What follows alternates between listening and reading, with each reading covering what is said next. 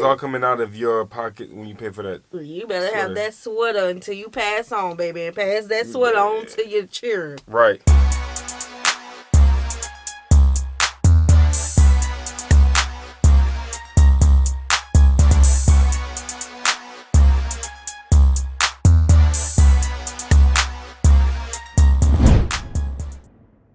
What's good, y'all? It's the Demouchets React, and we're back with another video. Who we got today, C? Today we are back with another American reaction. We're super excited about this video, guys. If you're new to us and we're new to you, make sure you scroll down, hit that red subscribe button, and turn on the post notification bell because we're on the road to 50K. And we cannot get there without you guys, all right? Join the family. Without further ado, let's get into the video. Across Scandinavia, the average price of everything from a knitted roll neck to pastries from the local bakery are some of the highest in the world. We're talking simply bread, right? Bakery. Pastries. Scandinavia is a region in Northern Europe that was historically made up of three kingdoms: Norway, Sweden and Denmark.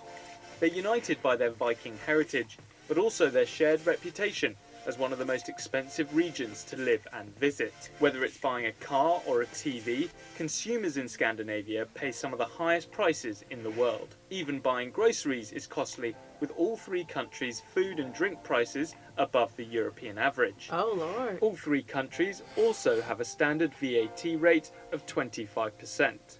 Amongst all the European nations, only Hungary has a higher rate. Heading to the bar is also pretty pricey. In Norway, having a beer or glass of wine will cost 2.5 times the EU average. Both Norway and Sweden have state-run monopolies on alcohol, which helps keep the prices up. This social market model, rather than a liberal market... Hold on, I know I paused there right in the middle, but I have to get this question out. If it's so expensive there, what are y'all occupations? And is this like a, area of single people or just couples, people without families? Like, are we dealing with some young entrepreneurs, some bosses, like a whole bunch of corporation geniuses, designers and type of stuff? Like, if we're dealing with things like that, then I think 100% that's going to be, I would say, a lot of single people. If it's that type of atmosphere, because there's more money involved. Right, especially with knowing, learning the culture of Europe and how a lot of them don't get married young. Yeah, they wait until later in life. They did say that. Yeah, so let's see. Model, like in the US, is common across Scandinavia and helps explain why the cost of living is so high. Scandinavian countries have large welfare states, with their social expenditures as a percentage of GDP among the highest in the world. This requires high levels of taxation. Sweden has a top rate of personal income tax of over 60%, while Denmark's is more than 55%, both of which are well above the OECD average. In Denmark, if you want to buy a car, you have to pay anywhere between 85 and 150% tax on top of the cost of the vehicle, and the taxes don't stop there. We riding the bike. Sweater in Denmark, I pay 300 krona for it. But how much of that money actually goes to the vendor? Well, first there's the 25% VAT, leaving the seller with 240 krona. The clothes shop also has to pay a minimum 22% of corporate income tax. That means that a big portion of the money I paid for my sweater goes to the Danish government. Not to mention there's a hefty payroll tax on employees' wages, and the store still has to pay for rent, electricity and cleaning, all of which are taxed too. These taxes mean that for Scandinavian businesses to make a profit, they need to charge their consumers high prices. For some companies, this has proved too much of a burden for their business model. The world's biggest furniture company, IKEA, was founded in Sweden, but has moved its headquarters to the Netherlands. Through corporate restructuring, the business is now owned by a non-profit Dutch parent company, in part due to the high taxes in... Okay, so, and I keep pausing at the wrong spots, I'm sorry. Nah, you're good.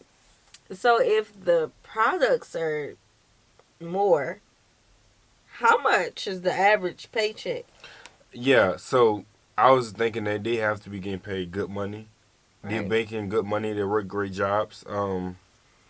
Because I heard them say something like they have to increase their taxes or sell their products at a higher rate so they can make more money. Right. Like if they selling at a bare minimum budget, then they ain't gonna be able to make investments. Right. So and I know that different pay rates by your occupation, right. But it just makes me wonder, like, what is the jobs? Everything. IKEA, cash registers, the norm, baristas, everything. But the pay rate must be different.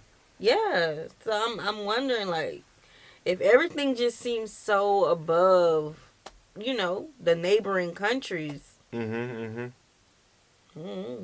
is Scandinavia one of the top paid? Has to be. Has to be. The cost of living already seems like a sweater is 300. Wait a minute.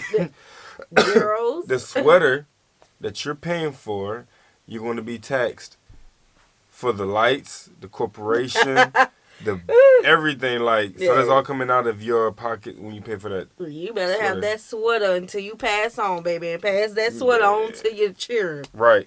Your children. But according to some experts, Scandinavia's social democrat tendencies have led to a strong social cohesion and has helped provide political stability. This in turn has made their economy safe havens for outside investors, which is one reason why the Danish, Swedish and Norwegian currencies, called krona, are so strong. This can be tough on tourists, with the exchange rate doing them no favours. If the cost of living in Scandinavia is so expensive, why then are its citizens some of the happiest in the world? In the past 5 years, Scandinavian countries have regularly topped the World Happiness Report. That's an index that measures overall life satisfaction based on different contributing factors.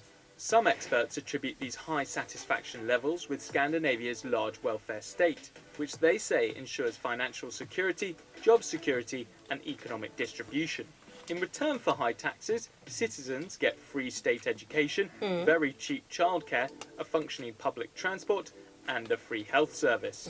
But a large and expensive social welfare state doesn't necessarily mean the best. For example, Norway is the only Scandinavian country that ranks in the top 10 for adult education levels amongst OECD countries.